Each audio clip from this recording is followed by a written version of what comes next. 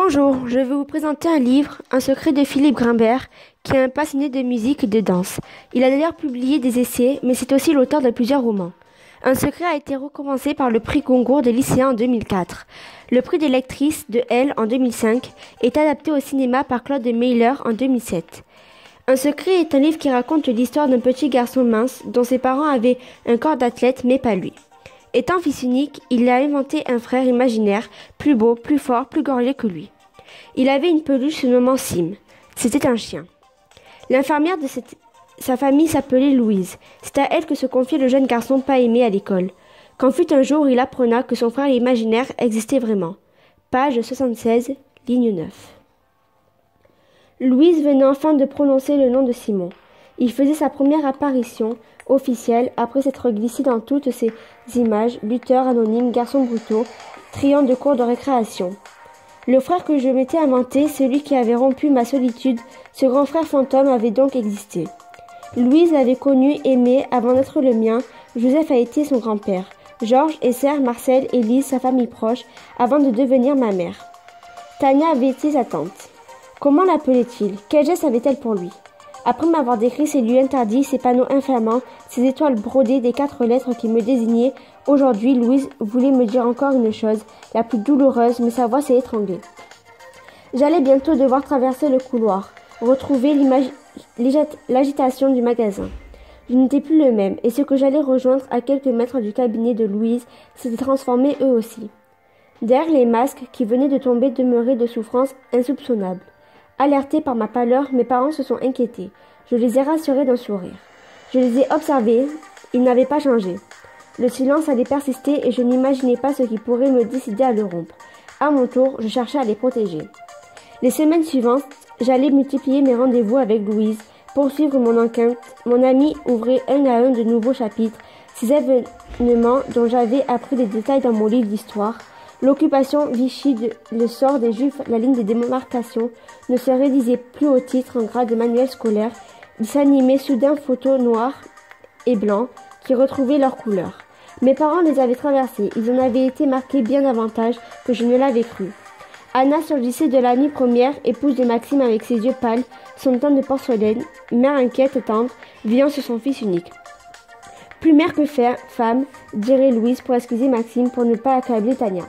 J'apprenais à connaître Simon, fierté de son père, cœur de sa mère, graine de champion aux muscles déliés conquérant dès son plus jeune âge. Et lorsque la voix de Louise se brisait, je restais insensible. Je ne parvenais pas à m'apitoyer. Ce qu'elle me disait de Simon provoquait en moi une colère sourde dont je me sentais déjà coupable. J'essayais de me figurer sa détresse, son corps devenu semblable au mien grelottant sous l'étoffe grossière, ses côtes saillantes, son enfance réduite à cette poignée de cendres soufflées par le vent de pollen. Mais je ressentais la morsure d'une jalousie féroce lorsque Louise évoquait le corps si bien dessiné du double parfait de Maxime, couvé par le regard admiratif de son père. Après avoir vécu toutes ces années sous l'ombre d'un frère, je découvrais celui que mes parents m'avaient caché, et je ne l'aimais pas. Louise m'avait brossé le portrait d'un enfant séducteur, sûr de sa force, semblable en tous, point à celui qui m'écrasait chaque jour, et cette image consciente de l'horreur, de mon désir, j'aurais voulu la livrer aux femmes. Aussi longtemps que possible, j'avais retardé le moment du savoir que je m'écorchais au barbelé d'un enclos de silence. Pour l'éviter, je m'étais inventé un frère, faute de pouvoir reconnaître celui qui s'était à jamais imprimé dans l'œil taciturne de mon père. Grâce à Louise, j'apprenais qu'il avait un visage, celui du petit garçon que l'on m'avait caché et qui ne cessait de me hanter. Blessé à jamais de l'avoir abandonné à son sort, coupable d'avoir construit leur bonheur sur sa disparition, mes parents l'avaient maintenu dans l'ombre. Je ployais sous la honte dont j'avais hérité, comme sous ce corps qui avait exercé la nuit sa tyrannie sur le mien.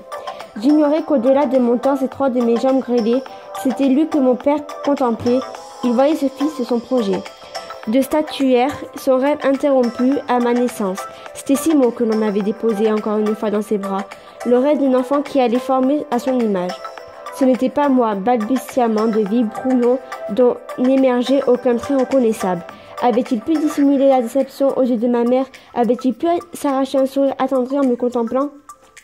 Tous mes proches tous avaient connu Simon, l'avaient aimé. Tous avaient en mémoire sa vigueur, son autorité, et tous me l'avaient tué.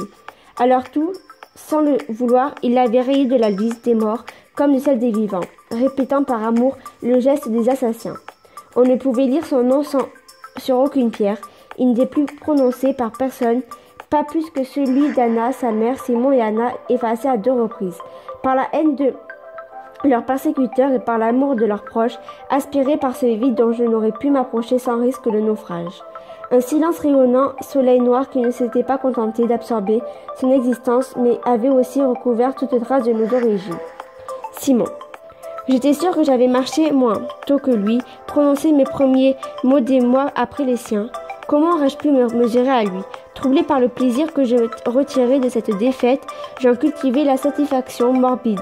Je capitulais devant mon frère, mon ventre contre le matelas, son pied sur ma nuque. Et c'est Louise qui m'avait fait la rencontrer. Il fallait bien qu'un jour ou l'autre, son fantôme apparût dans cette brèche qui surgit de ses confidences. Ma découverte du petit chien de pouliche l'avait arraché à sa nuit et il était devenu hanter mon enfance.